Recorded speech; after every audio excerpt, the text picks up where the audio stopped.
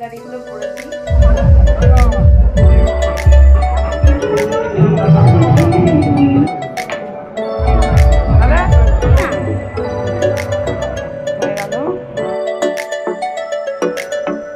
Good morning everyone, welcome back to my channel. আমার নতুন আরও একটি ব্লগে তোমাদের সকলকে জানাই অনেক স্বাগত। আজকে শনিবার, সকালবেলা বাবাইকে ব্রেকফাস্ট বানিয়ে দিচ্ছি গোলা রুটি। আজকে সারাটা দিন নিরামিষ খাবো। এমনিতে তো শনিবারে আমরা নিরামিষই খাই, কিন্তু কোনো কোনো দিন হয়ে ওঠে না।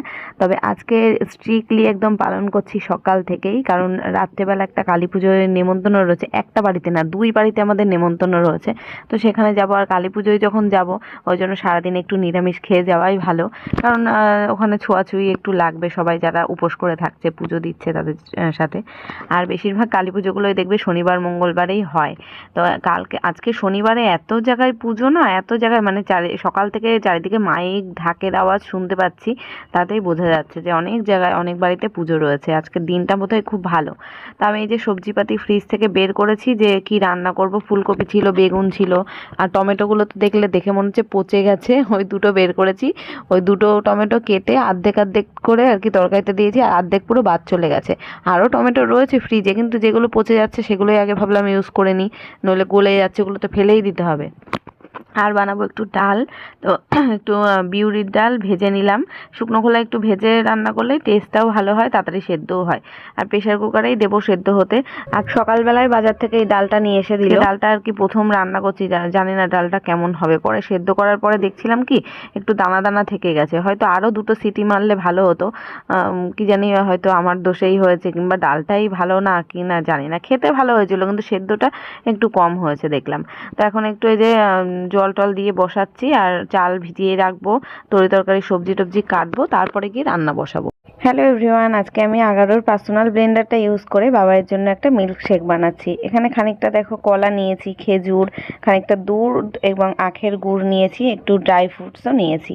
বাবাই তো জানো স্মুদি, মিল্ক শেক এগুলো খুব পছন্দ করে খেতে। তো আর আগারোর এই ব্লেন্ডারটাই একদম সহজ হয়ে গেছে এগুলো বানানো আমার পক্ষে। শুধু মিল্ক শেকই নয়, এই ব্লেন্ডারটা ইউজ করে স্মুদি, কোল্ড কফি, জুস এবং বিভিন্ন ধরনের মশলার পেস্টও তৈরি করা যায়। এটার আরও একটা সুবিধা হলো এর সাথে দেয়া এই সিপার লিডটা অ্যাটাচ করে ডাইরেক্ট জার থেকেই খাওয়া যায়, আলাদা কোনো পাত্রের প্রয়োজন হয় না। প্রোডাক্ট লিঙ্ক আমার ভিডিওর ডিসক্রিপশন বক্সে আছে, চেক করে নিতে পারো। এই ফুলকপি সবজিগুলো অনেকদিন আগে রান্না, ফ্রিজে করে স্টোর করে রাখা ছিল। আজকেই লাস্ট, এই শীতকাল তো চলেই গেছে, গরমকাল এসে গেছে, শীতের ফুলকপি এই বছরের মতো লাস্ট আজকেই খেলাম। আর বলেছি আর কোনোদিনও নিয়ে আসবা না, ফুলকপি খেতে একদমই ভালো লাগছে না এখন আর। তাও আজকে রান্নাটা বেশ মানে কষা কষা মতন করেই করেছিলাম, খেতে ভালো হয়েছিল।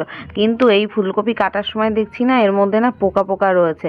ভালো করে ধুয়েছি, ভালো করে বেছে নিয়েছি, তারপরে গরম জলে ভাপ দিয়ে নিয়েছি, মানে যাতে মনের স্যাটিসফ্যাকশনের জন্য যেন কোনো জায়গায় পোকা টোকা না থাকে। দেখতে এত সুন্দর ফ্রেশ, মানে কোনো জায়গায় পোকা লাগা না, কিন্তু এমনি এমনি দেখছি পোকাগুলো ঘুরছে কেমন না।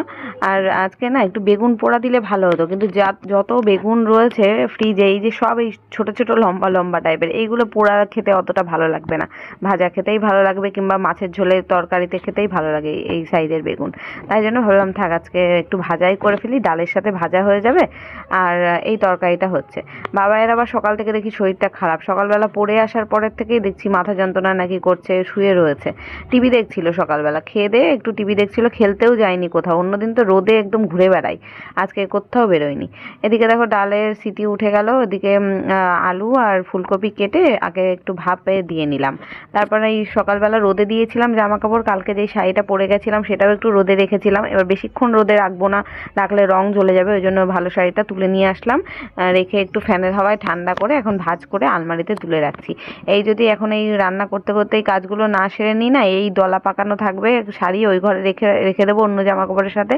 আবার মানে ভাজে ভাজে কেমন একটা হয়ে যায় না, কুচকে যাবে। এমনিতেই এই শাড়িগুলো একটু কুচকানো টাইপের, জিমিচু মেটেরিয়াল। এবার ওই যদি কুচকে ফুচকে যায়, ইস্ত্রিও করা যাবে না ঠিক মতো, তারপরে আর মনে হবে যেন বস্তার থেকে বের করেছি শাড়িটা। ওই জন্য সুন্দর করে ভাঁজ টাজ করে এখনই আলমারিতে এই হাতেই তুলে দিচ্ছি। আর রাত্রেবেলা অনুষ্ঠানে যাব, কি পরে যাব তাই ভাবছিলাম যে শাড়ি পরবো না চুড়িদার পরবো। পুজো বাড়িতে শাড়ি পরে যাওয়াটাই ঠিক হবে, আর শাড়িটা তো খুব একটা পরা হয় না, সবসময় যেখানেই যাই চুড়িদার টুড়িদার ড্রেস পরে যায়। তবে ভেবেছি অকেশনগুলোতে শাড়ি পরাটা ছাড়বো না, তাই একটু ভেবেচিন্তে রাখছি। আলমারিটা খুলেছি যখন, তাকে দেখছি যে কোন শাড়িটা পরা যায়। তো আজকে ভেবেছি একটু অন্যরকম লুক ক্রিয়েট করবো। সবসময় যেমন লাল সাদা হলুদ গোলাপি এইসব পরি, আজকে সেরকম পরবো না, অন্যরকম একটু সাজবো ভেবেছি। এখন দেখা যাক কতদূর কি করে উঠতে পারি। রান্না এখন আমার অনেকটাই এগিয়ে গেছে। ভাত বসিয়ে দিয়েছি, এখানে তরকারিটা আগেই করে নিলাম। এই যে ফুলকপি আলুর তরকারি করে নিয়েছি। ফুলকপিগুলো আজকেও গলে গেছে, অর্ধেকটাই গলে গেছে। আর বেগুনটা ভাজা করব, ডাল সেদ্ধ করে রাখা আছে কাটা দিয়ে, ডাল ফোড়ন দেবো। আর ভাবছি কয়েকটা পাঁপড় ভাজাও করে নেব, কারণ বেগুন ভাজা করার পরে না তেল থাকবে বেশ খানিকটা, তেলটা নষ্ট করে লাভ নেই, তার থেকে পাঁপড় ভেজে নেবো ওখানে।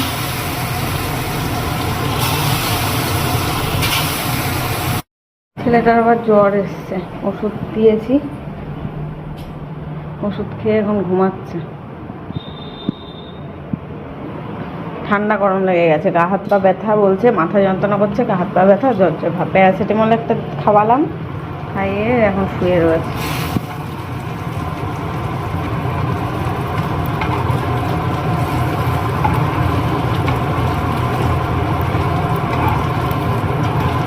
হ্যাঁ পেরিয়ে বেগুন উল্টানো মানে দেখো, এই কাঠের খুন্তিটাই তো উল্টানোই যাচ্ছিল না, তাই এই খুন্তিটা নিলাম। এটা দিয়েও দেখি পাচ্ছি না। ব্যাস, এই যে পাঁপড় ভাজা, বেগুন ভাজা, তরকারি হয়ে গেল। আর এদিকে ভাত ফুটছে, ডালটাও ফুটছে। ডালটাকে ফোড়ন দিয়ে নিলাম।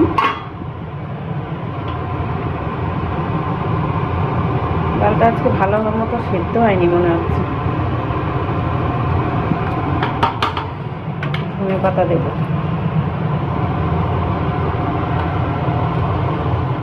সকাল যখন 11:30 বাজে তখনই বাবার জ্বরটা এসেছে, কপাল একদম গরম করে এসেছিল। এবার তখন তো তার একটু আগেই ব্রেকফাস্ট করেছিল, তা আমি বললাম তাহলে এখনই ওষুধটা খেয়ে নে। একটা প্যারাসিটামল ঘরে ছিল, সেটাই আমি তাড়াতাড়ি করে খাইয়ে দিলাম। দিয়েছি বলে এখন জ্বরটাও ছেড়ে গেছে। এখন প্রায় দুপুর 1টা মতন বাজে। আমার রান্না বান্না হয়ে গেল, গ্যাস মুছে নিলাম, পরিষ্কার করলাম রান্নাঘরটা। এখন বাবাইকে আমি বলছি তুই গরম জল করে দিয়েছি গিজারে, তুই স্নান করে নে। এখন তো গরম পড়ে গেছে, এখন আর গিজার চালানোর দরকার পড়ে না, তবে আজকে ওর গাটা ছ্যাঁতছ্যাঁত করছে দেখে বললাম তুই গরম জলে স্নান কর।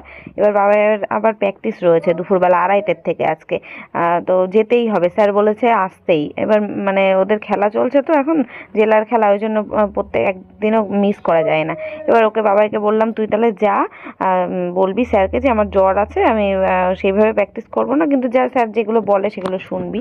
তাই জন্য ওকে, আর বাবাইয়েরও যাওয়ার ইচ্ছা, জ্বরটাও নেমে গেছে, ওই জন্য বাবাই আবার গেল দুপুরবেলা। তারপরে বাবাই স্নান টান করে নিল, ওকে আমি খেতে দিয়ে নিলাম, দিয়ে তারপরে ও বেরিয়ে গেল 2:30টার সময়। আমি তারপরে গিয়ে স্নান করে পুজো দিলাম, জামা কাপড় বাইরে ছিল সব তুলে নিয়ে এসে রাখলাম, এগুলো সব ভাঁজ করে তুলতে হবে এখন।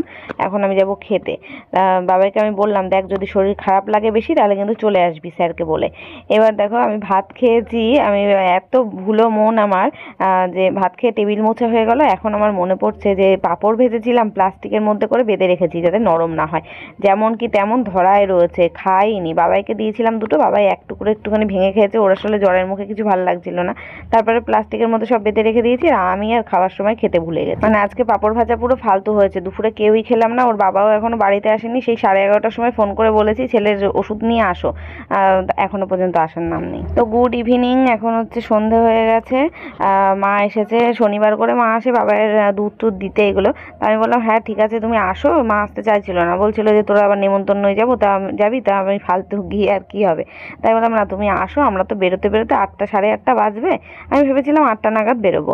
তা যেহেতু আমার বান্ধবীর বাড়িটা একটু দূর, তারপরে আমাদের পাড়ার বাড়িটাতেও একটু যেতে হবে ঠাকুর নমস্কার করে, তারপরে ওই পাড়ায় মানে আমার বান্ধবীর বাড়িতে যাবো, ওই জন্য একটু তাড়াতাড়ি বেরোবো ভেবেছিলাম। তাই মাকে বলেছি তুমি আসো, একবারে 8টার সময় আমরা তিনজনে মানে সবাই মিলেই বেরিয়ে যাবো খুনি। মা মার বাড়িতে চলে যাবে, আমি নেমন্তন্ন বাড়িতে চলে যাব। তারপরে বাবাইয়ের সন্ধেবেলা আবার দেখছি জ্বর, মানে গাটা গরম গরম ছিল, আবার প্যারাসিটামল খাইয়ে দিলাম। ওর বাবা দুপুরবেলা নিয়ে এসেছিল, 4:30টার সময় বাড়ি এসছে, তখন ওষুধ নিয়ে আসলো, তাই খাওয়ালাম। তো ফ্রেন্ডস এই যে আমি রেডি হয়ে গেছি, অনেকটাই রাত হয়েছে, 9টা বাজে। আজকে এই শাড়িটা পরলাম আর এই অক্সিডাইজ জুয়েলারিগুলো পরেছি। আজকে একটা অন্যরকম লুক ক্রিয়েট করেছি। তো কেমন লাগছে কমেন্টে জানিও। আমি রেডি হয়ে গেছি, বাবা এখন রেডি হচ্ছে। বাবার একটু শরীরটা খারাপ, একটু জ্বর এসছে, এখন সন্ধ্যেবেলা আবার একটু ওষুধ খাইয়েছি, এখন একটু ভালো আছে। চলো বেরিয়ে পড়ি, গিয়ে দেখা হচ্ছে আবার। এই যে এখন বেরিয়ে একটা মিষ্টির দোকানে আসলাম, এতটা রাস্তা মানে মোড়ের মাথা পর্যন্ত হেঁটেই আসলাম। এখন যদি টোটো ধরি না, এখানে মিষ্টি নিতে দাঁড়াবো, একটু এটিএমে যাবো, এইসব করতে গেলে টোটোওয়ালা সে রেগে যায়। তাই জন্য আমি মাকে বললাম চলো হাঁটতে হাঁটতে মোড়ের মাথা অবধি যাই। এই মোড়ের থেকে একদিকে আমাদের বাড়ি, একদিকে মার বাড়ি। তো মা বাড়ি চলে গেছে, বাবাই এখন আমার ভিডিওটা করে দিচ্ছিল। তো এখানে একটু সন্দেশ নিলাম ঠাকুরের পুজোতে দেবো বলে। আর তোমাদের দাদাভাইকে ফোন করেছি, তখন বাজে 9টা। ও বলছে কি আমার 1 ঘন্টা এখনো সময় লাগবে। তাহলে চিন্তা করো, ওর বন্ধুদের সাথে ও থাকবে, আর আমার বান্ধবীটা কোনো কিছু না। 9টার থেকে 1 ঘন্টা মানে 10টার সময় কারোর বাড়িতে যাওয়া যায়? আমি কি নেমন্তন্ন খেতে যাব? তা আমার তো রাগ হয়ে গেছিলো, আমি নিজেই বেরিয়ে গেছিলাম। বলছে তুমি তাহলে টোটো করে চলে যাও, আসার সময় নিয়ে আসবো। এমন দায়িত্বহীন। তারপরে তো আমি তো রাগ করে বেরিয়ে গেছিলাম। তারপরে রাস্তার থেকে আমাদের নিয়ে আসলো, তারপরে স্কুটিতেই। তো এই যে পৌঁছে গেছি, ফার্স্টেই দেখো বান্ধবীর সাথে দেখা হয়ে গেছে। এখানে আমার 2টো বান্ধবী, একজনের বাড়িতে কালী পুজো আর একজন এই যে এটা হচ্ছে মাম্পির সাথে দেখা হয়ে গেল। এরা সব আমার স্কুল, মানে আমার স্কুল লাইফের না, আমার ছেলের ছোটোবেলার নার্সারির স্কুলের লাইফের ফ্রেন্ডের মা সবাই। তো এই 2 বান্ধবীরই মেয়ে, ওদের মেয়েরা তো আমার ছেলের থেকে মানে দুজনেই একটু বড় বয়সে। আর আমার ছেলে মানে যেমন লম্বা হয়ে গেছে, ওদের মেয়েগুলোও কত বড় হয়ে গেছে, লম্বা হয়ে গেছে। সেই ছোটোবেলায় নার্সারি ক্লাসে দেখেছি একটু একটু সব কেমন বড় হয়ে যাচ্ছে তাড়াতাড়ি। তাই ভাবছি যে ওইটা হচ্ছে ওই মাম্পির মেয়ে। আর যার বাড়িতে আজকে কালী পুজোয় এসছি সে হচ্ছে সুলেখারও মেয়ে আছে। যদিও ওর মেয়েকে মনে হয় ভিডিওর মধ্যে দেখানো গেছে কিনা আমার খেয়াল নেই, ভিডিওতে হয়তো দেখায়নি। আর মাম্পি আবার ওর একটা বান্ধবীর সাথে পরিচয় করিয়ে দিচ্ছিল।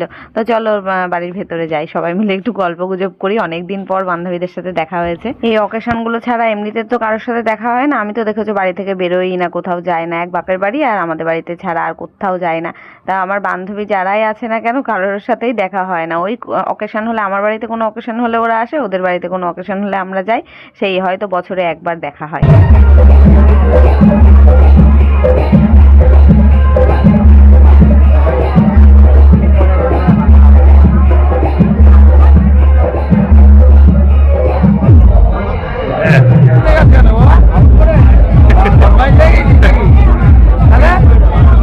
আমি যে মাঝে গেলাম তার তো তখনও চেহারা ভালো ছিল।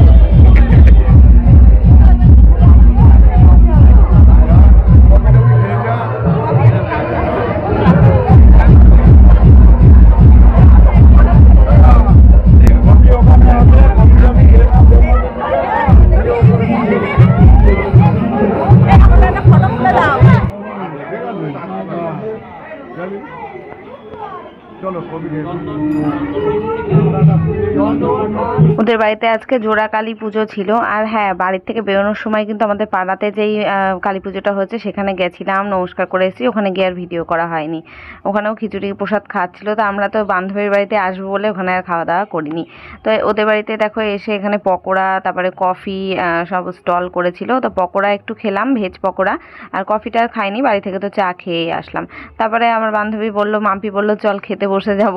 10টা বেজে গেছে অলরেডি। তাই আমরা সবাই মিলে, বান্ধবীর ফ্যামিলি, আমরা মিলে খেতে বসে গেলাম। তো আজকের প্রসাদের মেনুতে ছিল গোবিন্দভোগ চালের খিচুড়ি, একটা লাবড়া তরকারি, তারপর ভেজ বিরিয়ানি, আলুর দম, চাটনি, পাঁপড়, মিষ্টি। খুব সুন্দর হয়েছিল রান্নাবান্নাগুলো। তো আমরা খাওয়া দাওয়া করতে মানে গল্প করতে করতে খাওয়া দাওয়া করলাম। অনেকদিন পরে বান্ধবীর সাথে বসে খেতে পারলাম। সুলেখা তো আজকে উপোস, ওদের বাড়িতে পুজো, অবভিয়াসলি ও নিজে খুব ব্যস্ত, তাও ব্যস্ততার মধ্যে আমাদের অনেক সময় দিয়েছে। অনেক আমরা মানে গল্প করেছি। দেবশ্রীদি কোথায়?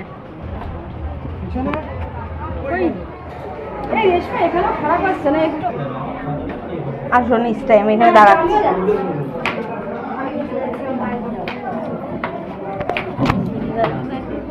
আমরা খাওয়া দাওয়া করেও নিচে বসে খানিকক্ষণ গল্প করলাম। তারপর এই যে গেটের বাইরে চলে এসেছি, তাও আমাদের গল্প শেষ হচ্ছে না। তোমাদের দাদাভাই ওই যে আর এক দাদাভাইয়ের সাথে কথা বলছে, মানে আমার বান্ধবীর বরের সাথে। আর আমি আমার বান্ধবীকে বলছি এবার টাটা করে দাও, আমরা বাড়ি চলে যাই। ও তো ফটো তুলতে ব্যস্ত, যে মাম্পি বলছি যে তুমি টাটা করো।